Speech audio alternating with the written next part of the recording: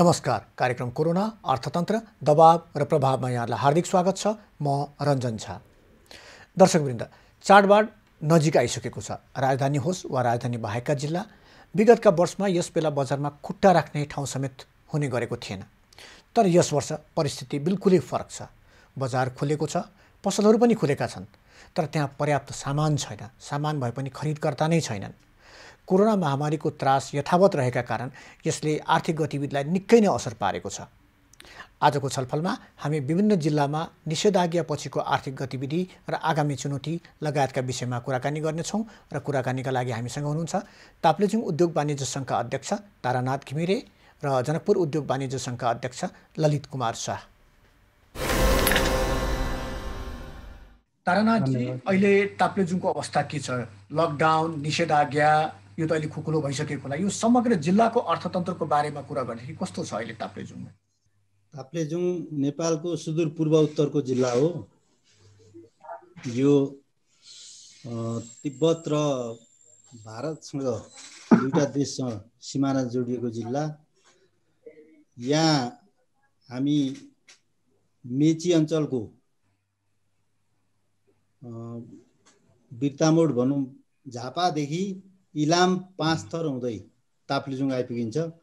यो यसै पनि हिमाली अलिक दुर्गम जिल्ला हो। त्यसले गर्दाखेरि यहाँको बजार व्यापार व्यवसाय भनेको अलिक सानो किसिमको छ। पक्कै पनि यहाँ ठुल्ठुला उद्योग धन्दा कल कारखानाहरू खासै छैनन्। यहाँ ट्रेडिङ बिजनेस नै म्याक्सिमम व्यवसायहरूले गर्नुहुन्छ र हामी त्यसैमा त्यही व्यवसाय गरेर बसिरहेका छौँ। भने ताप्लेजुङ जिल्लामा पनि कोभिडको असर नपर्ने कुरै भएन। देशभरि, देशमा मात्रै होइन विश्वभरि फैलिएको यो कोभिडले अब लगभग 4 महिना टोटल्ली हाम्रो व्यापार व्यवसाय बन्द भयो, जसले गर्दा धेरै व्यवसायहरूलाई विस्थापित पनि गराएको छ यसले। किनभने सानो ठाउँ, सानो पुँजीले चलेको व्यवसायीहरू 4 महिना 5 महिनासम्म आफ्नो व्यवसाय सञ्चालन गर्न नपाएको कारणले गर्दाखेरि उनीहरूले आफूसँग भएको पुँजी सबै त्यही 3-4 महिनामा आफ्नो व्यवसाय, आफ्नो दैनिक जीविकोपार्जन गर्ने क्रममा सकिसक्नुभयो। अब अहिले अलिअलि बजारहरू खुल्दैछ, तर उहाँहरूसँग व्यवसाय गर्ने पुँजी छैन। त्यो एउटा समस्यामा साना व्यवसायहरू, साना बजारहरू हाम्रो उहाँ बढिरहेको, त्यो समस्या बढिरहेको छ।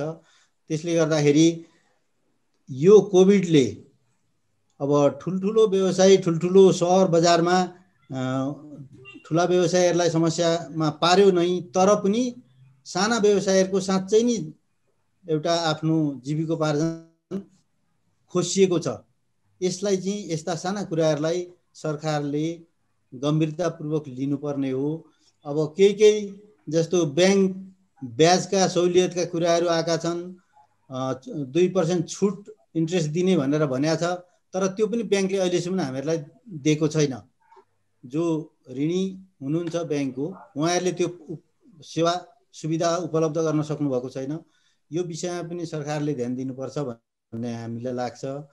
र ती साना व्यवसायहरूलाई जो साँच्चै नै पीडित छन्, जो साँच्चै नै उनीहरूले आफ्नो पुँजी 3-4 महिनाको आफ्नो दैनिकीमा खर्च गरेका छन्, त्यस्ता व्यवसायहरूलाई कसरी उकास्ने, कसरी उनीहरूलाई चाहिँ संरक्षण गर्ने, यस विषयमा केही न केही एकदम न्यूनतम 1-2% ब्याजमा सानो पुँजी भए पनि 1-1.5 लाख 2 लाख रुपियाँ दिएर भए पनि उनीहरूको व्यवसाय बचाउनु र त्यो व्यवसायहरूलाई चाहिँ उकास्नुपर्ने अहिलेको एउटा तत्काल आवश्यकता हामी यो देख्छौँ। त्यो सँगसँगै अब अर्थतन्त्रमा पारेको असर भन्ने सम्बन्धमा त अब सर यो देशव्यापी सबैलाई थाहा भएकै हो। अर्थतन्त्र हिजोको अवस्थामा चलायमान अहिले छँदै छैन। विकास निर्माणका कुराहरूलाई हेर्ने हो भनेदेखि अब हिजो जुन गतिमा अलिअलि भए पनि धीमा गतिमा विकासको स्वरूप देखिन्छ कि भन्ने अवस्था थियो, यो कोभिडले गर्दा टोटल्ली अब माइनसतिर जाने स्थिति छ। किनभने जति पनि अहिले जस्तो यही सालको रनिङ बजेटमा पनि 1/3 चाहिँ अहिले तत्काल खर्च नगर्नु भन्ने खालको सरकारले निर्देशन गरेको भन्ने बुझ्न आइरहेको छ। त्यस्तै गत साल पनि लगभग चैतदेखि यता करिब करिब कामहरू भएनन् विकास निर्माणका। त्यसले गर्दाखेरि हाम्रो जस्तो पहाडी जिल्लामा केही अलिअलि भए पनि बाटो पुल यस्ता कुराहरू अलिअलि बनिने कुरा थियो, त्यो पनि अब ठप्प हुने स्थितिमा पुगेको छ भनेदेखि अब हामीहरूले समग्र चिजहरू पनि सकिरहेको छैन। त्यसले गर्दाखेरि यो समस्यालाई एकदम गम्भीरतापूर्वक लिनुपर्छ भन्ने मलाई चाहिँ लाग्छ। निश्चित रूपमा तारानाथजीले भने जस्तै देशको समग्र अर्थतन्त्र नै अहिले प्रभावित भएको छ, खास गरी यो 6 महिनादेखि लिएर अहिले जुन अहिलेसम्म लकडाउनको अवस्था, निषेधाज्ञा। ललितजी, अहिले जनकपुरको अवस्था चाहिँ कस्तो छ? अहिले यो कोभिडले गर्दा कोरोना संक्रमण जुन विश्वभरि नै फैलिएको कारणले यो नेपाल र खास गरेर हाम्रो धनुषा जिल्ला पनि त्यसको अछुतो छैन। यसमा हामी पनि कोरोना कोभिडले गर्दा हामी पनि त्यसमा चपेटामा परेका छौँ। र अहिले जुन जनकपुरको अवस्था हेर्ने हो भने चैत्र 11 गते जुन लकडाउन जुन भयो त्यसपछिको अहिलेसम्म भनौँ 7 महिना लगभग 10 दिन भइसकेको छ। यो दरमियानमा अहिले जुन अलिकता बजार खुकुलो जुन भएको छ, निश्चित रूपले यो यसमा अलिकता के भन्छ राहत मात्रै पाइएको व्यापारीहरूले यो खुकुलो गर्दाखेरि र कोरोना संक्रमणको डर चाहिँ अहिले पनि हरेक व्यवसायीको भित्रमा छ। किनभने जुन हिसाबले विश्वभरि र हाम्रो नेपालमा पनि जुन अहिले देखा परिरहेको छ, जुन समयमा हामी लकडाउन खुकुलो गरेका छौँ, झन् त्यसमा अहिले जुन संक्रमणको रिपोर्ट आइरहेको छ त्यो रिपोर्ट हेर्दाखेरि झन् डर भय त्रासको वातावरण सिर्जना भएको छ। त्यसले गर्दा हाम्रो देशमा यातायात जुन सुचारू गरिएको छ, पूर्ण रूपले नै गरिएको छ। त्यसमा के छ भने यातायातमा प्यासेन्जर भनौँ न, त्यसमा चढ्ने यात्रीहरूको संख्या न्यून देखिएको छ। पूर्ण रूपले बस चाहे अरू यातायात चाहिँ पूर्ण रूपले सञ्चालन नभएको कारणले एक ठाउँबाट अर्को कस्टमर अथवा व्यवसायी आउन जान नपाएको कारणले चाहिँ व्यवसायी त्यति व्यवसायमा गति लिएको छैन जस्तो हामीहरूले बुझेका छौँ। र यो दरमियानमा हामी यो कोभिडले गर्दा हामीहरू सरकारले लगाएको लकडाउन निषेधाज्ञा हामीहरूले पालन गर्नु पर्दछ। किनकि सबभन्दा ठुलो कुरो सरकारले ज्यान जोगाउनलाई हाम्रो नागरिक समाजको लागि यो लकडाउन उहाँले ल्याउनु भएको छ, त्यसलाई पालन पनि हामी गरेका छौँ। निश्चित रूपले जुन व्यवसायीले सरकारबाट पाउनु पर्ने यो सहयोग त्यो चाहिँ सरकारबाट सहुलियत चाहिँ कुनै सहुलियत हामी उद्योगी व्यवसायीहरू र खास गरेर यो मध्यम वर्गीय जुन हुन्छ व्यवसायीहरू अलिकता पनि सहयोग प्राप्त चाहिँ गरेको छैनन्। खास गरेर भनौँ चाहे ठुला होस् चाहे हाम्रो मध्यम वर्गीय चाहे सानो होस्, खास गरेर सबभन्दा बढी त यातायात व्यवसायीहरू पूर्ण रूपले ध्वस्त भएका छन्। कुनै त्यस्तो अथवा नेपाल राष्ट्र बैंक हाम्रो बैंक होस् अथवा सरकारको अर्थमन्त्रीज्यूले कुनै त्यस्तो केही व्यवसायीहरूको लागि खुसीको कुरो चाहिँ कमसे कम के हुन्छ भने हाम्रो यस देशका यस सहरका व्यवसायीहरू कतै पलायन नहोस् अथवा त्यसको स्थिति के छ भन्ने कसैले बुझ्न पनि अथवा कुनै नेता चाहे सरकारले केही बुझ्न आएको छैन। हामीहरू धेरै पीडित छौँ, धेरै व्यवसायी पलायन भइसकेका छन्, केही व्यवसायी पलायन हुने अवस्थामा छन्। त्यस्तो स्थिति छ जनकपुरको। सर ललितजी, केही दिन अगाडिसम्म जनकपुरमा कोरोना संक्रमणको कुरा गर्दाखेरि निकै नै बढेको थियो। अहिले त्यहाँ कस्तो छ जनकपुरको कुरा गर्दाखेरि? अहिले जनकपुरको कुरा गर्दाखेरि संक्रमण अहिले अब के हुन्छ भने अहिले जनकपुरमा केही दिन अगाडि वास्तवमा कोरोना संक्रमण बढी देखाइरहेको थियो। अहिले कम भएको छ, त्यसमा सुधार आएको छ। निश्चित रूपले हामीहरू सजग छौँ। हामीहरू यो कोरोना संक्रमण भिडभाड, किनभने हामीहरूले कुनै फेस्टिभल यो दसैँ आउन लागेको छ सर, हामीहरूले जनकपुरमा दसैँ बजार सस्तो बजार जुन अहिले लगाउने गर्थ्यो हरेक साल, 40 वर्षदेखि हामी लगाउने गर्दै त्यो कार्यक्रम हामीहरूको भनौँ पोस्टपोन्ड भएको छन्। यो कोरोनाले गर्दा हामीहरूको दसैँको धेरै यस्ता कार्यक्रम जुन चहल पहल अहिलेदेखि नै हुन्थ्यो त्यो पूर्ण रूपले चहल पहल बन्द भएको छ सर। कुनै पनि कार्यक्रम गर्न पाएको छैन कोरोना संक्रमणले गर्दा। हामीहरू सोशल डिस्टेन्स होस् अथवा क्वारेन्टाइनले गर्दा व्यवसायीहरूको त्यति हामीहरूले त्यसमा भनौँ न जुन पोजिटिभ देखा परिरहेको थियो अघि, अहिले त्यसमा कम देखिएको छ। यो वास्तवमा हामीहरूलाई कमी आएको छ। ताराजी, खास गरिकन ताप्लेजुङ जिल्लाको बारेमा हुन त धेरै कुरा अघि नै बताइसक्नुभयो, तर सामान्यतः एउटा हिमाली जिल्ला, अत्यन्तै रमणीय जिल्ला र अर्कोतर्फ पाथिवरा देवीको मन्दिर लगायतकाले विगतका वर्षमा यदि हामीले हेऱ्यौँ भने निकै नै पर्यटकको सङ्ख्या निकै रहने गर्थ्यो त्यहाँ। यसपालि कस्तो छ? हुन त अब यो 6 महिनादेखि एक किसिमले बन्दकै अवस्था छ, तर के कतिको यो पर्यटकीय गतिविधि कतिको सुरु भएको छ? पर्यटक आगमन पाथिभरा मन्दिरको दर्शनको लागि फागुनदेखि जेठसम्म एउटा सिजनमा लिइन्छ। अब चैतदेखि लकडाउन भइगयो, सबभन्दा बढी आउने भनेको चैतको सिजनमा हो। हामीहरूले फागुनमा एउटा महोत्सव गरेका थियौँ। महोत्सव पश्चात मान्छेहरू अलिअलि सुरु भइरहेको थियो। अब लकडाउन सुरु भएपछि त्यो टोटल्ली जिरो छ। त्यस पछाडि अब यो सिजन हो भदौ, असोज, कार्तिक, यो नौरथाको बेला यहाँ म्याक्सिमम दर्शनार्थीहरू आउनुहुन्थ्यो। दिनमै 10-15 हजार दर्शनार्थी आउने ठाउँ हो पाथिभरा माताको दर्शनको लागि। तर अब अहिलेसम्म करिब शून्य छ। यसो फाटफुट गाउँको यी तलमाथिको मान्छे जानु अलग हो, बाहिरको मान्छे आउनुहुन्न होइन। एक डर पनि छ। अर्को कुरो मन्दिरहरू, मठ मन्दिरहरू सबै बन्द छ भन्ने कारणले पनि दर्शनार्थीहरू आउनुभएको छैन। र हामीले चाहिँ यस सम्बन्धी सरकारलाई पनि लबिङ गरिरहेका छौँ। किनभने हामी यातायात खोल्यौँ होइन, बजार खोल्यौँ, मठ मन्दिरलाई पनि अब धार्मिक पर्यटकीय क्षेत्रलाई पनि एउटा सुरक्षाको व्यवस्था गर्दै होइन खोल्ने व्यवस्था गरियोस् भन्ने खालको माग चाहिँ हामीहरूले हाम्रो ठाउँबाट गरेका छौँ। अब त्यसको सरकारले कति बेला सुनवाई गर्ने हो। तर हामीहरूलाई त सबभन्दा ठुलो समस्या छ सर। जस्तो प्रत्येक यहाँका होटल व्यवसाय भनेको सबै त्यही पर्यटक भनौँ पाथिभरा माताको दर्शन गर्न आउने मान्छेहरूको लागि मात्रै हो होटल। यहाँ जिल्लाबाट आएर, जिल्लाको गाउँबाट आएर यहाँ होटलमा मान्छे बस्दैनन्। बाहिर जिल्लाबाट यहाँ अरू कारणले मान्छे आउँदैन। यो त कुनै व्यापारिक केन्द्र होइन होइन।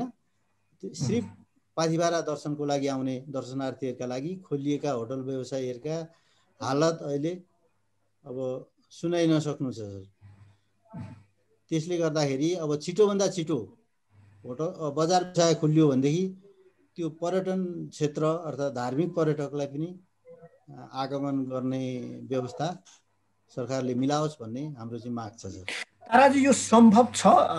सुरक्षा मापदण्ड अपनाएर यो धार्मिक पर्यटनलाई सुरुवात गर्न सम्भव छ? सम्भव गराउनु पर्यो सर। किनभने अब हामीहरूले अरू व्यवसाय खोलिसकेपछि, यातायात खोलिसकेपछि अब यातायातमा आवत जावत मान्छेहरू एक ठाउँबाट अर्को ठाउँ जान थालिसकेपछि कम्तीमा पनि त्यो इच्छा हुने मान्छेहरू दर्शनको लागि आउन पाओस् न। उसको आफ्नो इच्छा होला, आकाङ्क्षा होला। 6-7 महिनादेखि मान्छे कुण्ठित भएर घरमा बसेको छ होइन। यसो रिफ्रेस हुनको लागि भए पनि मान्छे आउँछ। त्यसले गर्दाखेरि यसलाई धेरै बन्देज गरिरहनु मलाई लाग्दैन। किनभने कोभिड अब कहिलेसम्म चल्छ यो टुङ्गो भएन। अझै अब ठ्याक्कै 1 महिना बन्द गर्दाखेरि खोलिहाल्ने, सबै समस्या समाधान हुने यो स्थिति देखिएन। त्यसले गर्दा यसलाई क्रमशः एउटा सुरक्षाको मापदण्डहरूलाई प्रयोग गर्दै लाँदा उपयुक्त होला कि भन्ने हाम्रो चाहिँ सल्लाह सुझाव हो सर। यो धार्मिक पर्यटन भनौँ या पर्यटन गतिविधिलाई हामीले विचार गर्ने हो भने ताप्लेजुङमा कति जति यसमा आश्रित होला नि यही पर्यटन व्यवसायमै?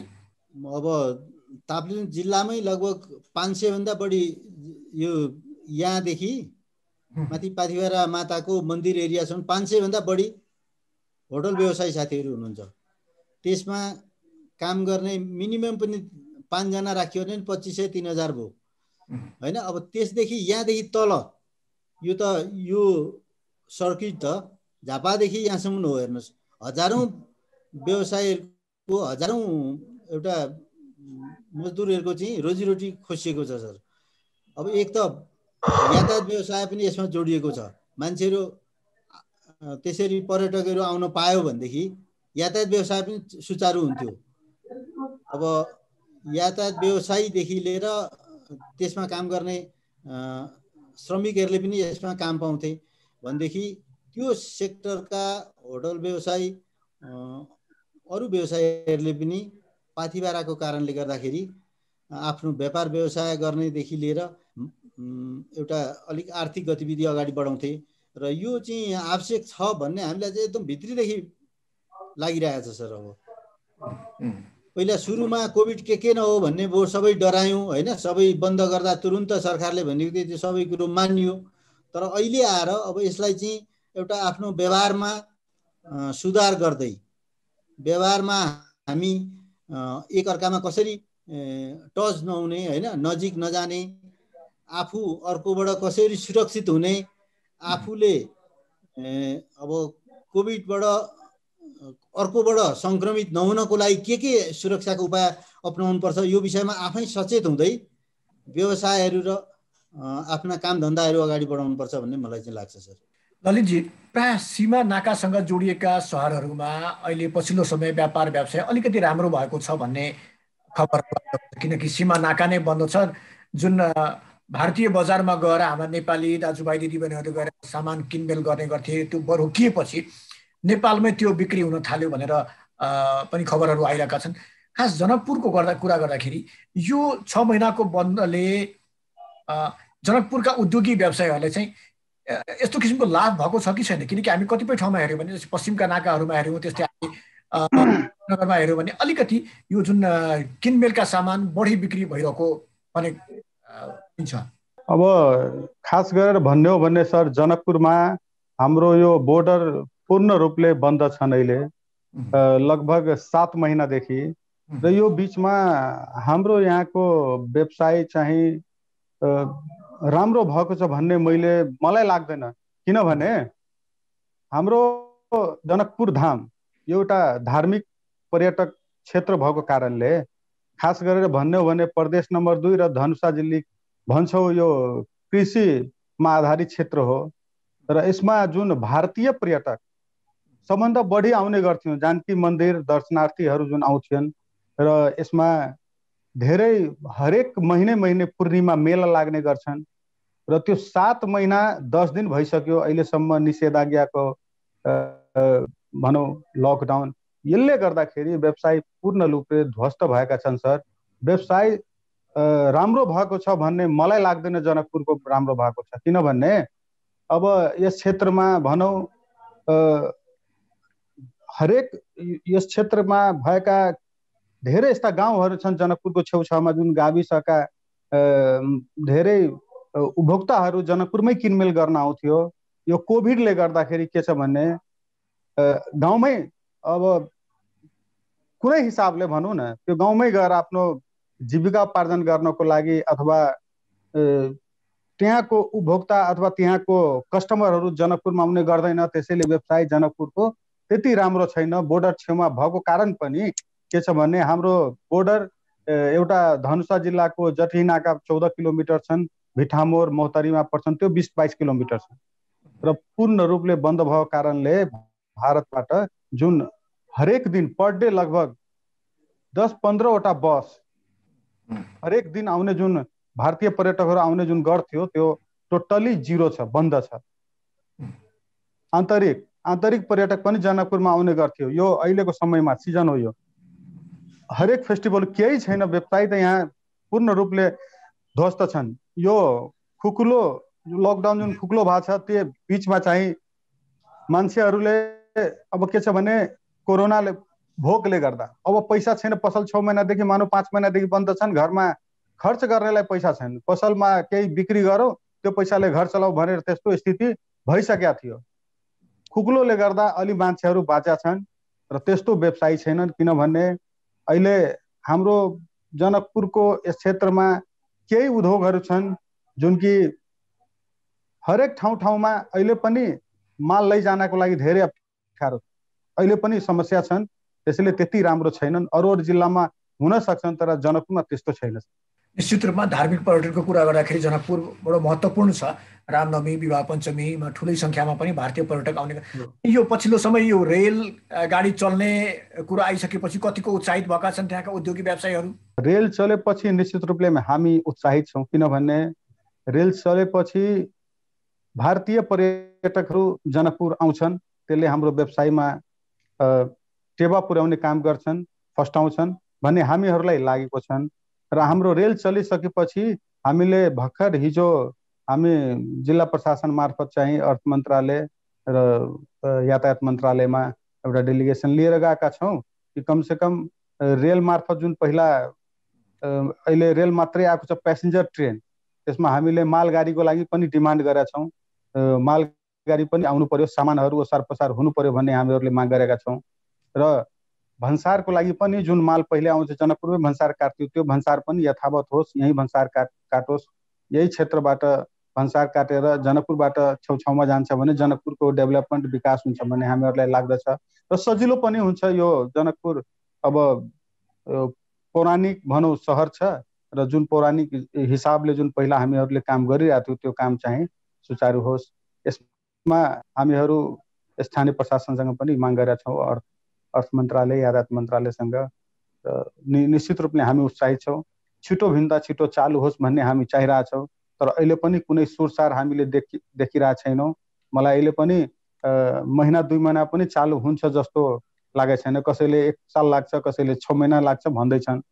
तर चाँडो जति छिटो चालु भयो भने त्यति यस क्षेत्रका उद्योगी व्यवसायी उत्साहित र लाभान्वित हुनेछन् भन्ने हामीलाई लाग्दछ। तारानाथजी, अहिलेको अवस्थामा यो खास गरिकन यो 6 महिनाको लकडाउन र त्यसपछि निषेधाज्ञा पछिको कुरा हामी गर्दाखेरि व्यवसायीहरूले अहिले भोगिरहेका समस्या चाहिँ के?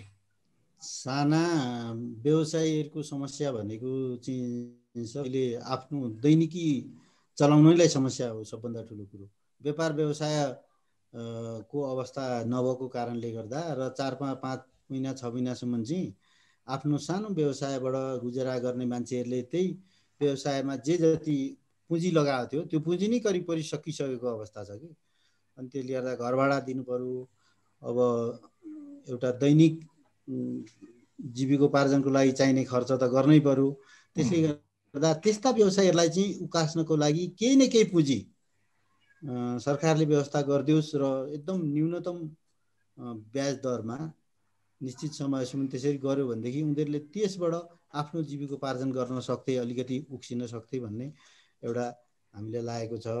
र अब अर्को मझौला व्यवसायीहरूको समस्या भनेको अब यो अवस्थामा सरकारले ट्याक्सहरू केही घटाएर हिजोको अवस्था जति ट्याक्स लिएको थियो त्यसलाई केही सहुलियत गराएर र इन्ट्रेस्टमै मेन कुरो त ब्याङ्क इन्ट्रेस्टमा सहुलियत दिएर व्यवसायहरूलाई अलिक व्यवसाय गर्ने बचाउने खालको प्रयत्न गर्नुपर्छ भन्ने हामीलाई लाग्छ। किनभने व्यवसायहरू साँच्चै नै मारमा परेका छन्। भोलि सबै व्यवसायहरू पलायन भए भनेदेखि त एउटा समाजको पनि अवस्था दिनानुदिन दर्दनाक हुँदै जान्छ।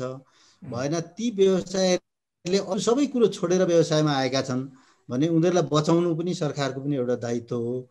त्यो विषयमा सोच्नुपर्छ भन्ने मलाई लाग्छ। ललितजी, व्यवसायीहरूको समस्याको बारेमा हामी कुरो गरिरहेका थियौँ र सहुलियतका कुरा के सरकारले अहिलेसम्म कुनै सहुलियत दिएकै छैन व्यवसायीहरूलाई? के मौद्रिक नीतिमा त निकै व्यवसायीहरूलाई सम्बोधन गरेर निकै कुराहरू आएको थियो, के छ खेर वास्तव के हो? यसमा के छ भन्ने मलाई लाग्दैन व्यवसायीलाई सहुलियत दिएको छ। खोइ त हामीहरूले एउटा कुरा सर, हामीले उद्योग चलाएका छैनौँ भन्ने लकडाउनको पालन गर्दाखेरि हामीले उद्योग चलाएका छैनौँ भन्ने मिनिमम चार्ज जुन हामीले यदि 2 महिना चलाएका छैनौँ भने त्यसको मिनिमम चार्ज नलिनु पर्ने, त्यो पनि लिएकै छ। एउटा कुरा, हामीले 2 महिना टोटली यदि 6 महिना या 2 महिना जति महिना हामीले बन्द गरेका छौँ व्यापार, त्यो बन्द गरेको अवस्थामा त्यसको पनि ट्याक्स र के छ भन्ने त्यसको घर भाडाहरू सरकारले कसरी बसेर मिनिमाइज कसरी त्यो गर्न सकिन्थ्यो, सरकारले फेसिलिटी दिनु पर्थ्यो जस्तो। हामी एउटा ट्याक्स पेई व्यवसायी, हामी ट्याक्स तिर्छौँ, हामी आफ्नो फेरि त्यो ट्याक्स तिरेको पैसा फेरि यही समाजमा र यही सहरमा यही हाम्रै लागि आउँछन् भन्ने हामी बुझेका छौँ। हामी ट्याक्समा पनि हामी बढीभन्दा बढी ट्याक्स प्रतिस्पर्धा हुन्छ, हामीले पनि हाम्रो व्यवसाय पनि अर्थ मन्त्रालय अथवा आन्तरिक राजस्व कार्यालयले हरेक साल सम्मान पनि गरेको छौँ र त्यसमा प्रतिस्पर्धा हुन्छ। के छ भन्ने यो हाम्रो लगभग 7 महिनादेखि हाम्रो यस क्षेत्रमा बोर्डर बन्द छन्। यो बोर्डर सबभन्दा पहिले यस क्षेत्रमा व्यवसायीलाई सहुलियत अथवा केही राहत दिनुपर्ने ठाउँमा छन् भने बोर्डरलाई खोलिदिनु पर्यो, सुरक्षा अपनाएर। फेरि हामीले हाब्रे तालमा भनेको होइनौँ, बोर्डर खोलिदिनुपर्छ, किनकि अब कोरोनाको बिचमा हामी बाँच्नु पर्छ सर, कोरोनामै बाँच्नुपर्छ। यो 7 महिना भइसक्यो, यसको कुनै ग्यारेन्टी छैन कति दिनको लागि यो लकडाउन, कति दिनको लागि यो कोरोना मुक्त हुन्छ भन्ने कसैले पनि अहिलेसम्म भनेका छैन। त्यसैले बोर्डर चाहिँ व्यवस्थित रूपमा खोलिदिनु पर्छन्। सहजता नागरिक समाज अथवा उद्योगी व्यवसायीको लागि सहज गरिदिनुपर्छ, सरकारले सहजताको लागि पहल गर्नुपर्छ। हामी पनि त्यसमा कोरोनाले हरेक मान्छे बाँच्नु पर्छ भने हामी बुझ्दछौँ, हामी पनि बुझ्दछौँ, यो धेरै भइसक्यो। त्यसैले यसमा कोरोनाका बिचमै रहेर व्यवसाय गरेर आफ्नो जीविकापार्जन गर्नुपर्छ भन्ने हाम्रो बुझाइ छ। र यसमा सहुलियत सरकारले मलाई लाग्दैन, किनकि हामीले जुन पैसा ब्याङ्कबाट कुनै त्यो पैसाको व्यवसाय गरेकै छैनौँ भन्ने त्यो पैसाको ब्याज पनि हामीले तिरेका छौँ, तिराइराखेका छन्। त्यो पनि जायज होइन सर। त्यो ब्याज पूर्ण रूपले सरकारले कसरी त्यसलाई मिनिमाइज गर्थ्यो, सरकारले कसरी व्यवस्थापन गर्ने व्यवसायहरूलाई हाम्रै महासङ्घको पदाधिकारीहरूले कतिचोटि माग गर्नुभएको छ। हाम्रो जिल्लाका अध्यक्षज्यूहरू सम्पूर्ण ठाउँबाट हामीहरूले डेलिगेसन बुझाएका छौँ, सरकारले कहीँ पनि सुनेका छैनन् सर। हामीहरूले व्यवसाय गरेकै छैनौँ भन्ने त्यसको पैसाको ब्याज कहाँबाट तिर्ने सर? हामी व्यवसायी हरेक ठाउँबाट पीडित भएका छौँ। धन्यवाद सर। कार्यक्रम कोरोना, अर्थतन्त्र, दबाव र प्रभावमा यहाँलाई पुनः स्वागत छ। तारानाथजी, अघि तपाईँले नै भनिरहनु भएको थियो कि अब यो कहिलेसम्म भनेको कुनै ठेगान छैन। वास्तवमा कोरोना कहिलेसम्म भन्दाखेरि यसको उत्तर कसैसँग पनि छैन, अनिश्चित छ। छिटै पनि जान सक्ला, वर्षौँ पनि रहन सक्ला। अब अगाडि चाहिँ कसरी बढ्ने? यसरी नै कहिले लकडाउन, फेरि निषेधाज्ञा, फेरि अहिले 25,000 भन्दा बढी सक्रिय रोगीहरूको सङ्ख्या, सक्रिय सङ्क्रमितको सङ्ख्या बढ्यो भने फेरि लकडाउन गर्ने भन्ने कुराहरू पनि सुनिरहेको छ। के यसरी नै लकडाउन, निषेधाज्ञा, लकडाउनले अगाडि बढ्ने वा के गर्ने? अब कसरी अगाडि बढ्ने त? त्यो सम्भव होला र सर? म त सम्भव देख्दिनँ, किनभने फेरि 25,000 ल बढ्यो भनेर यहाँ लकडाउन गरेर अब हिजो कोरोनाको सुरुवात पिरियडमा हामीहरूले धेरै लकडाउन गऱ्यौँ, धेरै समय खेर पाल्यौँ। अब त्यो टाइम नगरे अब हुन्थ्यो। अब त्यति बेला हुन त अनुभव पनि थिएन, सरकारलाई पनि त्यही होला, हामीहरूलाई पनि त्यही त्रासदायीपूर्ण वातावरण थियो त्यति बेला। तर अहिले आएर विश्वको एउटा अवस्था हेर्दाखेरि र भन्नुहोस् न, हाम्रै छिमेकी देश भारतमा दिनमा हजारौँ मान्छेहरू मरिरहेछन्, तर त्यहाँ कुनै पनि कुरो अहिले बन्द गरेको छैन, सबै कुरो करिब करिब खुला गरिसक्यो। भनेदेखि यसलाई मलाई त लाग्छ यसलाई एकदम आफ्नो दिनचर्यामा परिवर्तन ल्याउनु पर्यो। हामीहरूले व्यवहारमा परिवर्तन ल्याउनु पर्यो, हामीहरूले हाम्रो गर्ने गतिविधिहरूमा, क्रियाकलापमा परिवर्तन ल्याउनु पर्यो। कुन कुन कुराबाट सतर्क रहँदाखेरि हामीहरू कोरोनाबाट मुक्त हुन्छौँ, सचेत रहने त्यो वातावरण बनाउनु पर्यो। र अहिलेको अवस्थामा मलाई के लाग्छ भने सरकारदेखि हामी व्यवसायी र जनता सबैले एकदम मितव्ययी भएर चल्ने, किनभने यो कहिलेसम्म चल्छ टुङ्गो छैन। हामीहरू त सस्टेन हुनु पर्यो नि त। हामीहरू त अब कोरोनालाई 1 वर्षमा पराजित गर्छौँ या यो स्थिति छैन सर। त्यसले गर्दा सस्टेन हुनको लागि हामी आफ्नो ठाउँबाट मितव्ययी भएर चल्ने र आफ्नो व्यवसाय, आफ्नो दिनचर्या पनि चलाउने र त्यो कोभिडलाई पनि हामीहरूले सङ्घर्ष गर्दै जानुपर्छ भन्ने मलाई चाहिँ लाग्छ सर। ताराजी, अलिकति मैले यसैमा जोड्न खोजेँ, जुन अहिले हाम्रो समाज छ, यो समाजलाई पनि हामीले हेरेको छौँ। जुन एउटा सरकारले तय गरेको, या भनौँ न WHO ले तय गरेको या नेपालकै स्वास्थ्य मन्त्रालयले तय गरेको निश्चित एउटा मापदण्ड थियो। सामान्य मापदण्डसम्म पुरा गरिरहेको छैनन् आम नागरिकको कुरो यदि गर्ने हो भने। यस्तोमा हरेक कुरालाई यदि खोलिदिने हो भने त यसले त समस्या थप जटिल बनाला, होइन र सर? अब समस्या के हो भने सरकारले लकडाउन गरेर अनि सबै मान्छेहरूलाई अझ आफ्नो घरभित्र थुनेर अब राख्न सक्ने स्थिति म चाहिँ देख्दिनँ, किनभने मान्छेहरू सबै बाहिर आइसकेका छ। अब त्यसको सट्टा बरु मान्छे सचेत बनाउनु पर्यो कि सचेत बनाउने अभियान चाहिँ हरेक क्षेत्रबाट जानु पर्यो। हामी सतर्क हौँ, सचेत हौँ, जस्तो रोगी, बिरामी, अशक्त मान्छेहरूलाई घरदेखि बाहिर ननिकालौँ, यो आवश्यक छैन। जो सक्षम छ, सक्छ आफ्नो एउटा सामान्य भनौँ रोग बिराम लाग्दा पनि त्यसलाई पचाउन सक्ने क्षमता भएको, इम्युनिटी पावर भएको मान्छेहरू आफ्नो काममा निस्किनु र हाम्रो व्यवसाय सबै चौपट बनाएर कसरी देश चल्न सक्छ? देशले नजान्ने कुरो त देखिसक्यौँ हामीहरूले। के दिन्छ सरकारले, के दिन्छ भनेर हामीहरूले धेरै आश गर्ने, तर हामी नै चलायमान हुनको लागि बाटो चाहिँ उसले एउटा प्रशस्त गर्नुपर्छ भन्ने मलाई लाग्छ। सबै मान्छे सचेत हुनु पर्यो, लाग्नु पर्यो। हो त्यस विषयमा चाहिँ बरु हामी लागौँ न, अभियानको रूपमा लागौँ। हामीहरूले यो कुराहरूलाई चाहिँ बन्देज गरेर यी कुराहरू अगाडि ल्याउँ भन्नेको आह्वान सबैतिरबाट, सबै क्षेत्रबाट भयो भनेदेखि यसले केही न केही बरु एउटा सन्देश जान्छ भन्ने मलाई चाहिँ लाग्छ सर। अब यो सरकारले 25 नागे पनि बन्द गरेर रोकिन्छ जस्तो लाग्दैन म सर, र तुरुन्तै समस्या समाधान हुने अवस्था पनि देखिँदैन। ललितजी, अब यो कोरोनाको कुरा गर्दाखेरि यसले प्रत्यक्ष रूपमा हेर्दाखेरि दुई किसिमको असर, हुन त धेरै असरहरू छ समाजमा यसले पारेको, तर मुख्यतः दुईटा असरको कुरा गरौँ। एउटा मानवीय स्वास्थ्यको कुरा भयो र अर्कोतर्फ हामी अर्थतन्त्रको हामी कुरा गर्दैछौँ।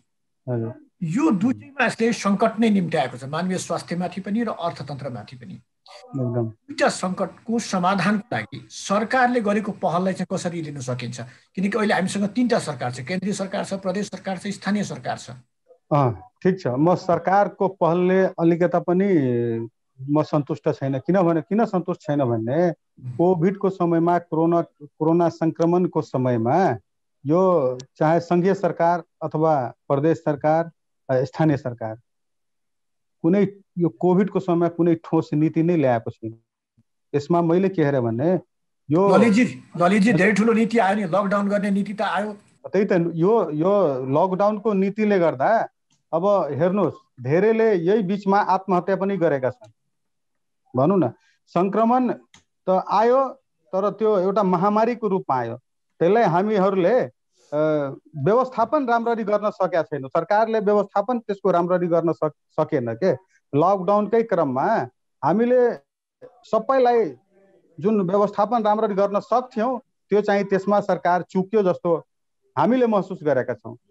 बारम्बार हाम्रो सल्लाह पनि कसैले पनि मानेन। त्यो लकडाउनको दरमियानमा हामी एउटा व्यवसायी उद्योगी छौँ, हामीले पूर्ण स्वतन्त्र रूपले व्यवसाय गर्न पाउनु पर्दछ भन्ने मलाई लागेको छ सर। किन हामी ट्याक्स पेई एउटा उद्योगी व्यवसायी छौँ र हाम्रो स्वतन्त्रता त्यो बिचमा चाहिँ खोसिएको थियो जस्तो हामीले महसुस गरेका थियौँ। किनकि हामीले जिल्लाका हरेक अध्यक्षसँग, महासङ्घको पदाधिकारीसँग समन्वय गरिरहेका थियौँ त्यति बेला, र हाम्रो त्यो बिचमा कसैले कुरा कुनै हाम्रो सरकारले सुनेको थिएन। यसमा हामीले धेरै यस्ता कुरा जुन कि धेरै गरिब मान्छेलाई हामीहरूले उद्योग वाणिज्य सङ्घ अथवा हरेक सङ्घ संस्थाले भोकै बस्नुपर्ने बाध्यता भएका मान्छेहरूलाई हामीहरूले उहाँहरूलाई खाना खुवाउने, राहत दिने सामानहरू त्यति बेला हामीहरूले काम गरेका थियौँ सर।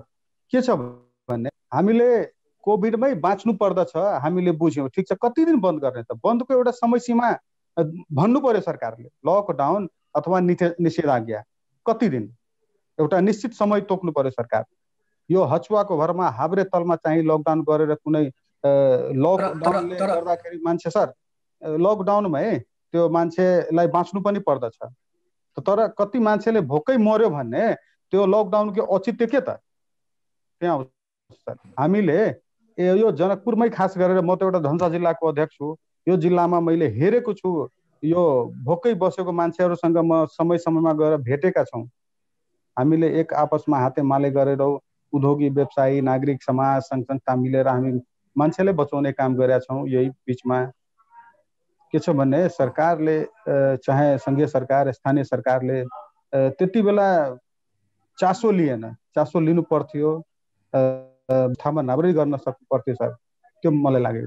अनि चाहिँ निश्चित रूपमा तपाईँले भनेको कुरा ठिकै हो, तर उद्योगी व्यवसायहरूले पनि त्यो साह्रै लापरवाही गरेको देख्छु। खास गरिकन लकडाउनलाई अलिकति खुकुलो बनाउन सरकारले अनुमति दिइसकेपछि, उद्योग धन्दा कल कारखाना चलाउन अनुमति दिइसकेपछि त्यहाँ चाहिँ सुरक्षा मापदण्ड पालना नगरी नै तपाईँहरूले निकै नै के अरे उद्योगलाई सञ्चालन गर्नुभयो, जसले गर्दाखेरि धेरै समस्या पनि देखियो। वीरगञ्जमा समस्या देखियो, विराटनगरमा समस्या देखियो।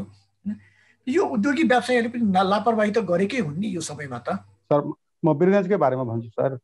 वीरगञ्जमा कुनै पनि उद्योगी व्यवसायीले लापरवाही त्यहाँ गरेको छैन। किनभने म एउटा कुरा भन्दैछु, भारतबाट त्यो कोरोना सङ्क्रमण मैले जुन सुने अनुसार कोरोना सङ्क्रमण चाहिँ भारतबाट जुन कामदारहरू जुन बेला उद्योग चलाउनको लागि सरकारले सोसल डिस्टेन्स अथवा यो गरेर उद्योग चलाउनुस् भनेर जुन बेला भन्यो नि, केही अब जस्तो मालगाडी आउँछ, मालवाहक ट्रकहरू आउँछन् र अरू भारतमा हाम्रो रहेका नेपाली दाजुभाइ दिदीबहिनीहरू जुन बेला यताबाट पनि आउँथ्यो उताबाट पनि जान्थ्यो, त्यति बेला मैले सुने अनुसार र हाम्रो खास गरेर भनौँ न भने त्यो ट्रकमा आउनेहरू त्यसले गर्दा पनि अलिकता सङ्क्रमण बढाएको जस्तै मैले वीरगञ्जमा सुनेको थिएँ। उद्योगी व्यापारीले लापरवाही त्यति बेला मैले सुने अनुसार लापरवाही उद्योगी व्यापारीहरूको तर्फबाट भएका छैनौँ। किनकि हामी त सजग छौँ। हामीले हरेक ठाउँमा हरेक पसलमा सेनिटाइजर, मास्क, अब के छ भने 100% त्यो कस्टमर अथवा नागरिक समाजले अथवा उद्योगी व्यवसायीले नगरे पनि 99%ले सर त्यसको सजगता अपनाएर काम गरेका छन्। अब विकल्प पनि छैन सर, किनभने यदि हामीले यही कोरोनाको बिचमा रहेर उद्योगी व्यवसायी अथवा नागरिक समाज हरेक चिज यदि राम्ररी व्यवस्थापन गरेर अब चलाएन भने अब धेरै गाह्रो हुन्छ भन्ने मलाई लाग्दछ। तारानाथजी, वास्तवमा सरकार कुन ठाउँमा चुकेको हो, वा सरकारले आफ्नो जिम्मेवारी खुब राम्ररी पुरा गरेको छ, हामी के भन्न सक्छौँ कि आफ्नो जिम्मेवारी सरकारले पुरा गरेको छ? सरकार मेरो विचारमा के लाग्छ भनेदेखि सरकारले सुरुमा अलिक बढी आत्तियो र लकडाउन सुरु गर्यो, तर अहिले जुन समस्या आइरहेको छ यो बेला चाहिँ अब सबैतिरको प्रेसर थाम्न नसकेर यो अहिले खुला गरिरहेको छ। अब त्यो सुरुमादेखि अलिकति सुरु स्टेजदेखि अब सरकारको भनाइ त स्टेजमै हामीहरूले कडाइ गरेको कारणले गर्दाखेरि यो समयसम्म यो अवस्थासम्म ल्याउन सफल भएको भनेर भन्छ। तर के लाग्छ भनेदेखि छिटोभन्दा छिटो कन्ट्याक्ट ट्रेसिङ गरेर समस्या भएको सेक्टरलाई अलग्गै छुट्याएर समस्या नभएको सेक्टरलाई छुट्याउने त्यो किसिमको वातावरण बनाएको भएदेखि अलिक सहज हुन्थ्यो, अलिक छिटो यसको निराकरण हुन्थ्यो कि भन्ने मलाई लाग्छ। जस्तो अहिले पनि कन्ट्याक्ट ट्रेसिङको एउटा खण्ड त्यस्तो भरपर्दो ठ्याक्कै यो एरिया यसलाई पुरै टोटली कन्ट्याक्ट गर्ने, त्यसलाई टोटल्ली परीक्षण गर्ने, परीक्षण पश्चात त्यो एरियालाई क्लियर गर्ने यस्तो छँदै छैन। अहिले सबै लथालिङ्ग तरिकाले चलिरहेको जस्तो लाग्छ। अब यो चाहिँ सरकारले अब कन्ट्याक्ट ट्रेसिङ त गर्नै पर्छ होइन, त्यो परीक्षण नगर्ने भन्ने त कुरो छैन। तर अब रोगी, वृद्ध यस्तो मान्छेहरूलाई एउटा क्याटेगोरीमा राखेर अलिक सक्षम खालको मान्छेहरूलाई चाहिँ एउटा काम गर्ने वातावरण बनाउनुपर्छ र त्यो किसिमको विषयमा चाहिँ सरकारले अलिकति सोच्नुपर्छ भन्ने मलाई लाग्छ अहिले सर। अब आन्तरिक रूपमा भनौँ न, जस्तो हामीहरूले अब आर्थिक चलायमान गर्नको लागि पनि आन्तरिक पर्यटनलाई प्रवर्धन नगरिकन हाम्रो देशको आर्थिक अब चलायमान हुने स्थिति छैन। जस्तो ललित सरले जनकपुरमा आउने दर्शनार्थीहरूलाई ताप्लेजुङ पाथिबारा मातामा जोड दिनु पर्यो। पाथिबारा माता आउने दर्शनार्थीहरूलाई हामी जनकपुर तपाईँहरू जानुहुन्छ है, जानुपर्छ है भनेर जोड्नु पर्यो होइन। यस्तो खालको एउटा सम्बन्ध सुधार, भाइचारा सम्बन्ध गरेर भए पनि हाम्रो आन्तरिक एउटा पर्यटन विकास गर्ने केही न केही आर्थिक गतिविधि अगाडि बढाउने सोच बनाउनुपर्छ भन्ने मलाई चाहिँ लाग्छ। र अब यो लकडाउन नै समस्याको समाधान त हुँदै होइन सर, लकडाउन समस्याको समाधानतिर सोच्नै हुँदैन। अहिले नि भनौँ न, जस्तो 400-500 500+ मान्छेहरू अहिले हाम्रो कोरोनाको कारणले मृत्युवरण गरिसक्नुभयो, तर त्योभन्दा बढी त आत्महत्याको सङ्ख्या छ नि त। त्यो त काली लाग्दो भइसकेन यही 6 महिना बिचमा। त्योलाई चाहिँ हामीहरूले कसरी हेर्ने त? त्यो पनि त्यो त के कारणले हो त त्यो आत्महत्याको यसरी वात्तै बढ्नुको कारण, होइन? यी कुराहरूलाई पनि हामीहरूले हेर्नु पर्यो। र अब यसलाई मान्छेको दिनचर्यामा परिवर्तन गर्दै आफू चल्ने गतिविधिमा परिवर्तन ल्याउने नि पहिलो कुरो हो भन्ने मलाई चाहिँ लाग्छ सर। ललितजी, अब अहिलेको अवस्थामा खास गरिकन भनौँ न अर्थतन्त्र नै एक किसिमले ठप्प भइसकेको अवस्थामा उद्योगी व्यवसायको चाहना चाहिँ अहिले के, उनीहरूको अपेक्षा के, सरकारसँग के अपेक्षा गरिरहेको छन्? उद्योगी व्यवसायीको चाहना के छ भन्ने, जुन यो लकडाउनको दरमियानमा जुन हामीले अहिले पनि धेरै उद्योगी छन् जुन ब्याज तिर्न सकिरहेका छैनन्, तिर्न बाँकी छन्।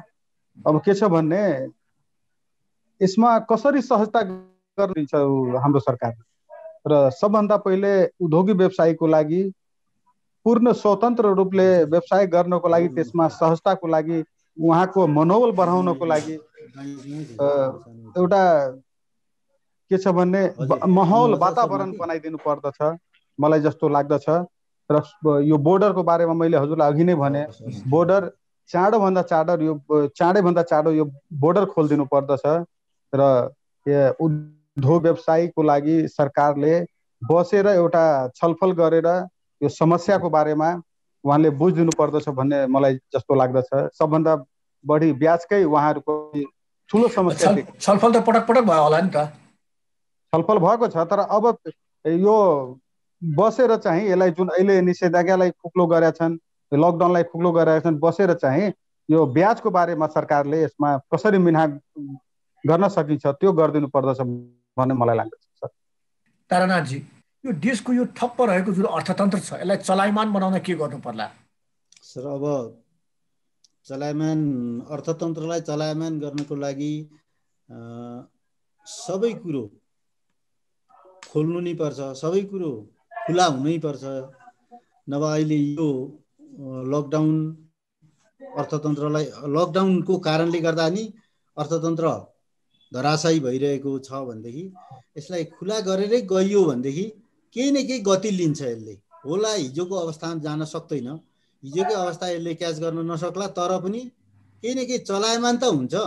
मान्छेहरू अलिअलि गरी खाने त हुन्छन्, दिनभरि काम गरेर खाने मान्छेले एक छाक बेलुकाको भात खानलाई उसले दिनभरि काम गरेर त छाक टार्न सक्छ। तर बन्द गरिसकेपछि बन्द भयो नि सर, त्यो त उसले केही गर्न पाउँदैन, सरकारले पनि उसलाई दिन सक्दैन, अब खुवाउन सक्दैन, होइन? स्थिति देखियो नि सर, यो 6 महिनाको पिरियडमा हामीले देख्यौँ सरकारले पनि सबैलाई खुवाउन त नसक्ने रहेछ। भनेदेखि मान्छेलाई आफ्नो गतिविधि अगाडि बढाउन दिनुपर्छ, रोक्नु हुँदैन।